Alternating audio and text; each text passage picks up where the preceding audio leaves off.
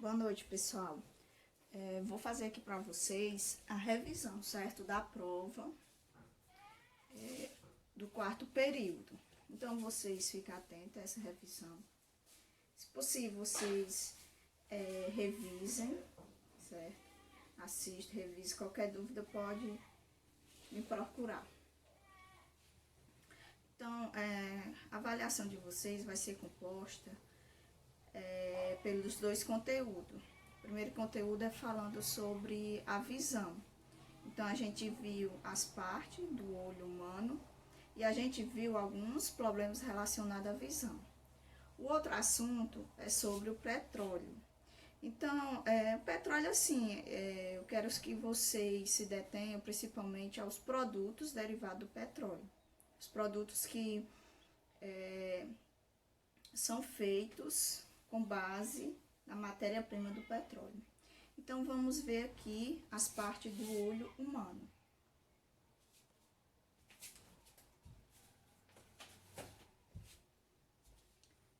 Vocês observem bem essa imagem, essa partezinha vermelha é o vítreo,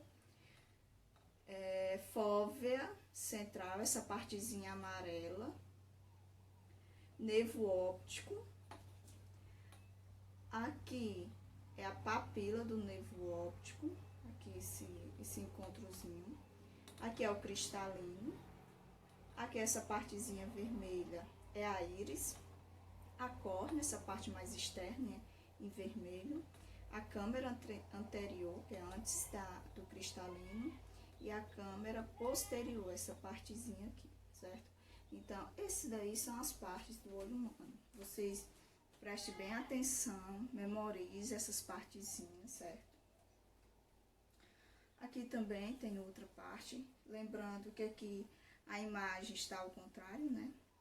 Aqui dá para ver mais bem específico, ó, esclerótica,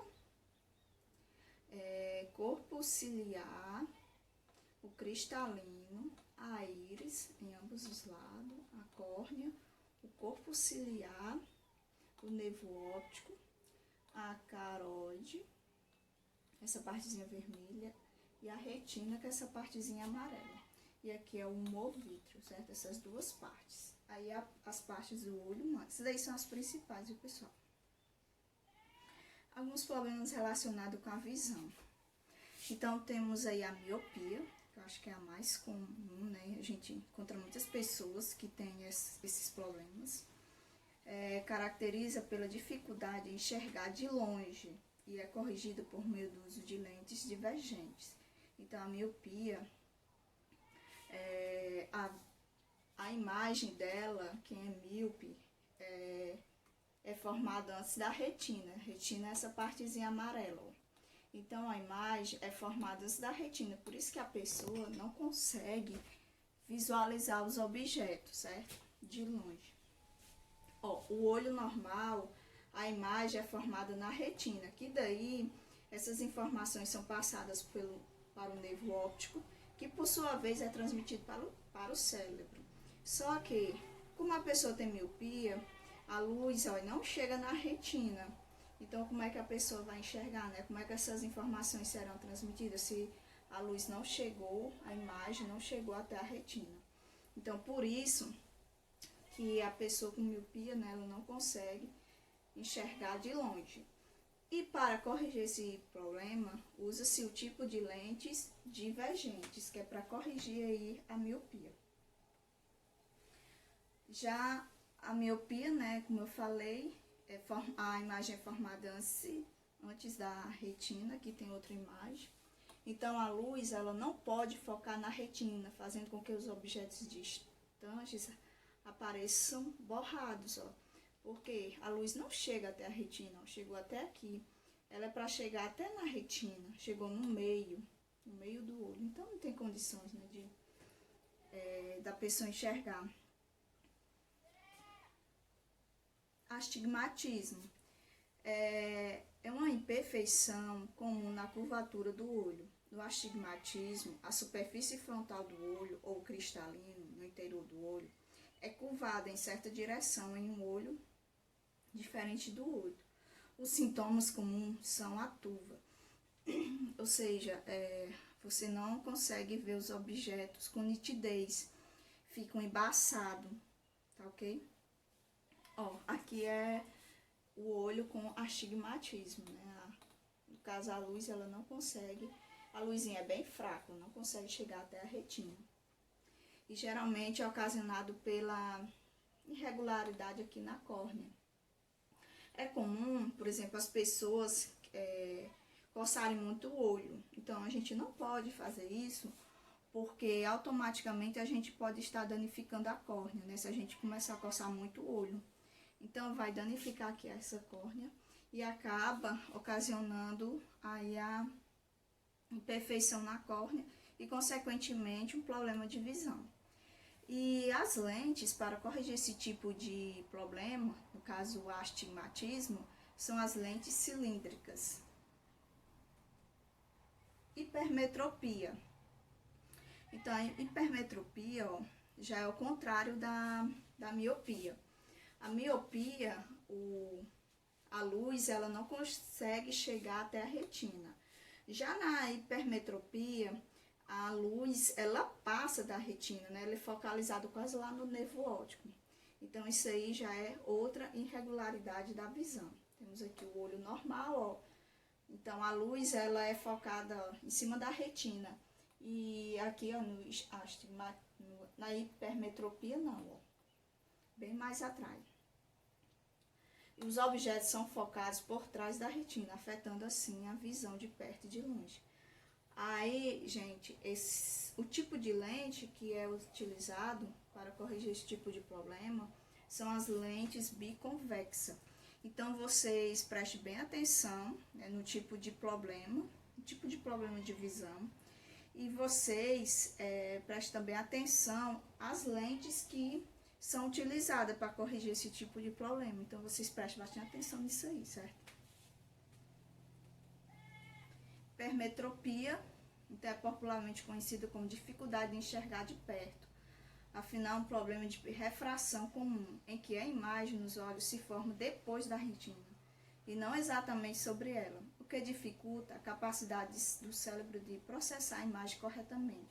Então, é o contrário, né? Da miopia, as pessoas não conseguem enxergar de longe, porque a imagem, ela é formada antes da retina. E já a hipermetropia, a imagem é formada depois da retina e as pessoas têm dificuldade de enxergar de perto. E as lentes, como eu falei, que são utilizadas para corrigir esse tipo de problema, é lentes biconvexa. Os fotorreceptores, eu não falei para vocês, mas os fotorreceptores, eles são células que captam essas luzes. Então, são eles que vão captar essas luzes e levar a informação através do nervo óptico para o cérebro. Então, fotorreceptores, eles são células. Aí são dois tipos de células fotorreceptores, que são os cones e os bastonetes. Então, eles são os fotorreceptores da retina, convertem a imagem em impulsos elétricos, os quais são transmitidos ao cérebro pelo nervo óptico. Há dois tipos principais de fotorreceptores que a gente vai ver, que são os cones e os bastonetes. E ele, gente, tem uma função específica. Os cones, eles são responsáveis pela visão precisa, central, detalhada. Ou seja, os cones, eles são responsáveis pela visão em cores, né? Visão colorida, as imagens coloridas que tenham cores. Eles estão agrupados principalmente na mácula. Já os bastonetes são responsáveis pela visão periférica, lateral, e pela visão noturna, ou seja, aquela visão preto e branco, certo? Os bastonetes são mais numerosos do que os cones e bem mais sensíveis à luz. Obviamente que são sensíveis à luz, então com pouca luz ele já consegue identificar a imagem, né, com pouca luz, por isso que ele é responsável pela visão noturna. Mas não registram a cor nem contribuem para a visão central detalhada como fazem os cones.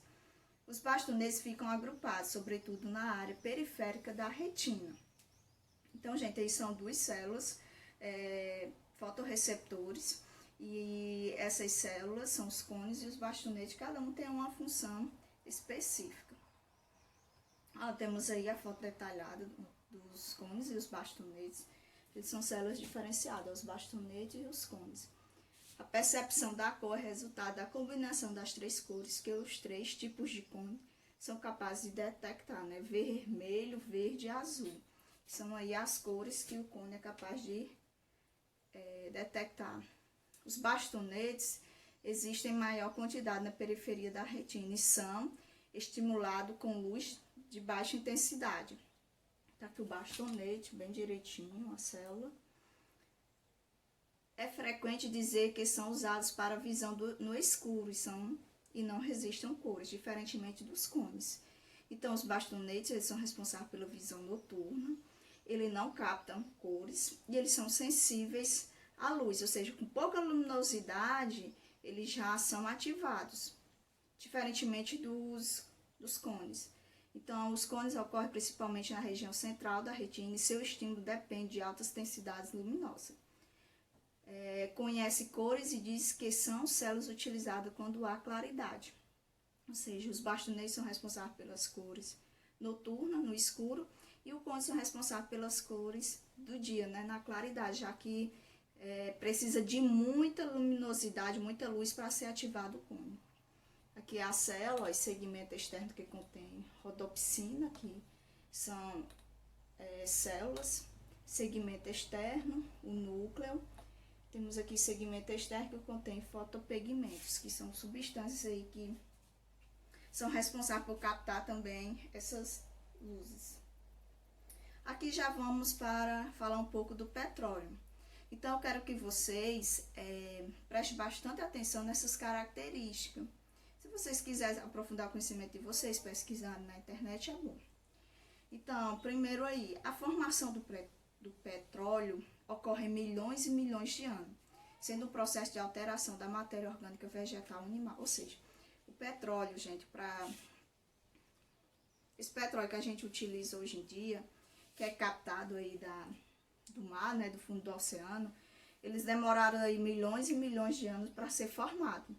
E ele foi formado através da decomposição da matéria orgânica, ou seja, árvores, animais mortos, certo? E ele é um tipo de energia não renovável, porque aquele petróleo que foi retirado, ele não consegue ser renovado. Então, ele vai demorar mais milhões e milhões de anos para ser fabricado novamente. Então, é um tipo de energia que vai chegar um período que vai se esgotar. Não vai ter mais petróleo, né? Porque ele demora muito tempo para ser fabricado. Entre as várias utilidades do petróleo estão a produção de combustíveis, como a gasolina e diesel, sendo que tem outros combustíveis que são derivados aí do petróleo. Como eu mostrei lá na outra aula, né, temos aí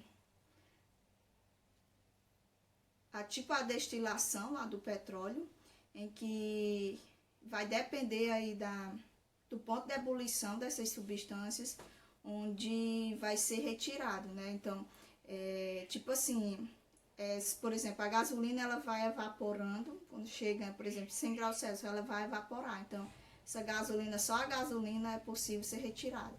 Aí 120 graus Celsius já vai ser outro tipo de combustível, que é a destilação fracionada, né? Que eu mostrei lá na outra aula. E outra característica além de utilizar produtos como o plástico. Então, o plástico que a gente utiliza no nosso dia a dia, a sua matéria-prima é o petróleo, certo? Além da borracha, além de várias outras coisas.